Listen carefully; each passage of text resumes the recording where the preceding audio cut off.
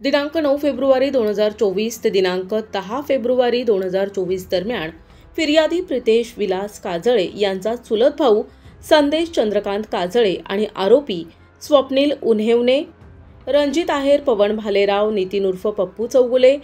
करण डेंगळे यांनी पंचवटी निमाणी bus stand समोरील सूर्य हॉस्पिटलजवळ गप्पा करत असताना वाहनांच्या खरेदी विक्रीच्या आर्थिक व्यवहारांचे देवाणघेवाणवरून वाद निर्माण झाल्यानं आरोपी रणजित आहेर आणि इतर आरोपींनी संदेश चंद्रकांत काजळे याच्या डोक्यात बिअरच्या बाटल्या आणि चॉपर मारून गंभीर जखमी करून त्याच गाडीत बळजबरीनं बसवून त्र्यंबकेश्वरकडे घेऊन गेले. जात असताना गाडीत आरोपितांनी संगणमताने लोखंडी रॉड आणि चॉपरने मारहाण करून जीवे ठार मारले आणि प्रेताची विल्हेवाट लावण्यासाठी मोखाडा येथील जंगलात नेऊन मयत संदेश काजळे याच्या अंगावरील मौल्यवान वस्तू काढून मयताच्या अंगावर ज्वलनशील पदार्थ टाकून जाळून पुरावा नष्ट केला म्हणून पंचवटी पोलीस स्टेशन येथे गुन्हा दाखल होता.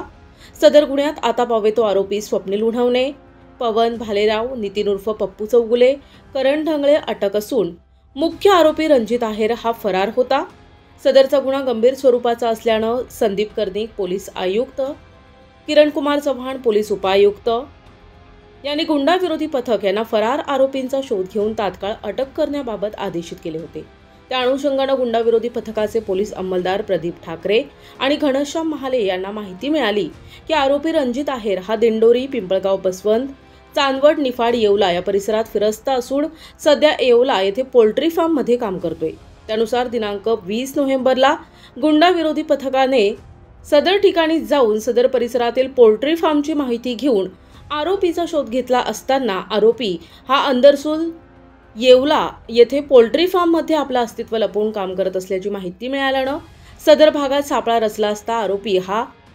अंदरसूल गावातून पोल्ट्री फार्मवर येत असताना